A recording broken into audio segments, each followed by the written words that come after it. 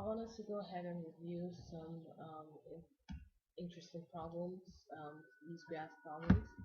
What is the limit as x approaches to? This check mark here represents from the left. Okay, so x value, this is where x is equal to 2.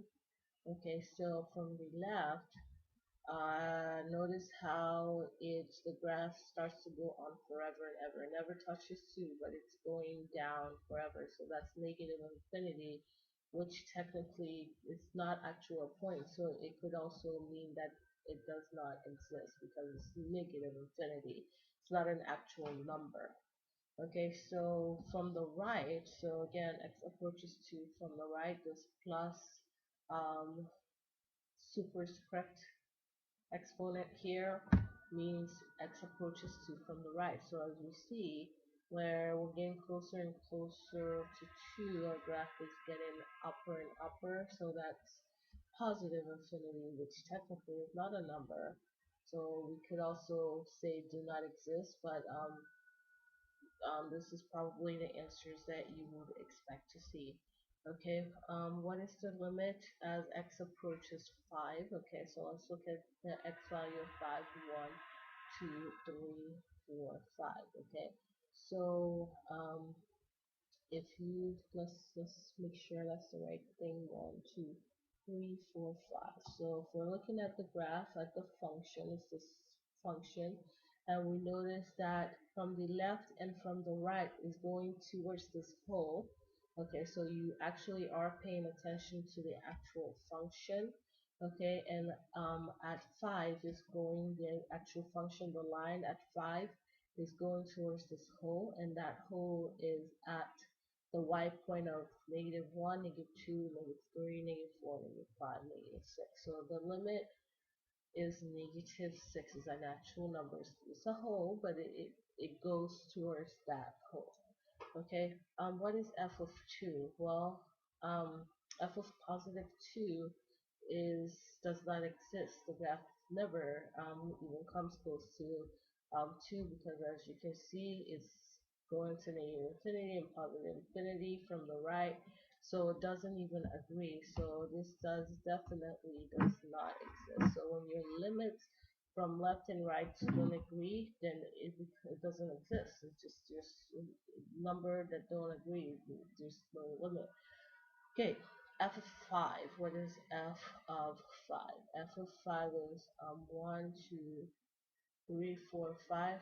Okay, at 5, the actual point on 5 is right here, positive 3. So where f is defined on 5 is actually this point, not the whole, not the limit, but the point where it has a point is 3. Okay, so that's one graph. Okay, another graph that I want us to look at, intervals of negative derivative. Negative derivative will be where your graph is decreasing. So right here is where my graph is decreasing. And notice it's -1, -2, -3, -4. Let's make sure. Okay, so that's 0, 1, 2, 3, 4, 5. For some reason I feel like it shouldn't be for some reason. So it's right here.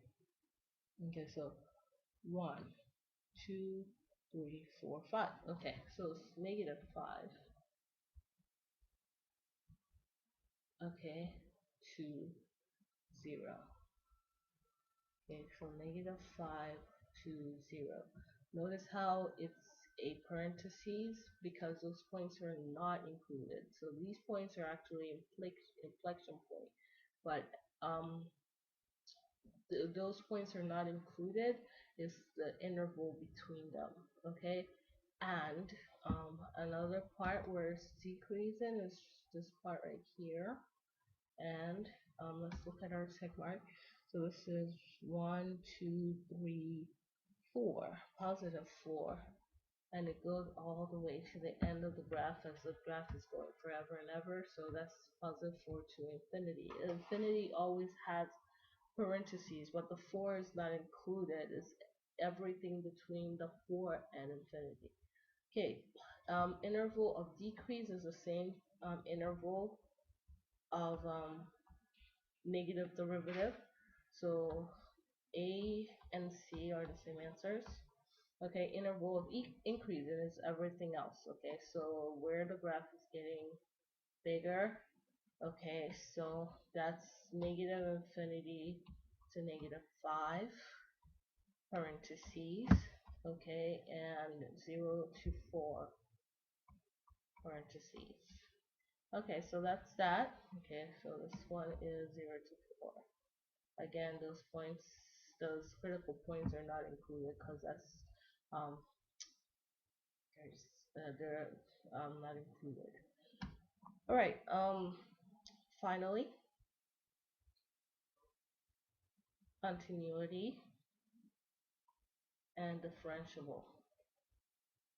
Okay. Well, first of all, let's see what f at negative 2 is. Okay.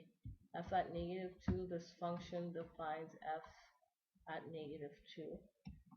Okay, so f at negative 2 is 5 times negative 2 squared, which is 5 times 4, which equals 20. When x equals negative 2, y equals 20. Okay, so that's what f of negative 2 is. And now let's then kind of ignore that for now and see if it is differentiable. Differentiable. Okay, question mark. All right, so the test for differentiability, if it's differentiable, is we want to see if the actually have a derivative. Does the derivative from the left agree with the derivative from the right? So from the left is everything under negative 2 from negative infinity to 2. So that this function, the derivative would be 10x at negative 2, f prime of x at negative 2 is 10 times negative 2, which equals negative 20. So from the left, okay, from the left is negative 20. From the right, f prime of x will go by this function, and the derivative is simply just negative 20. So these two things agree. So it has a derivative on both sides, and they do agree. So yes, it is differentiable.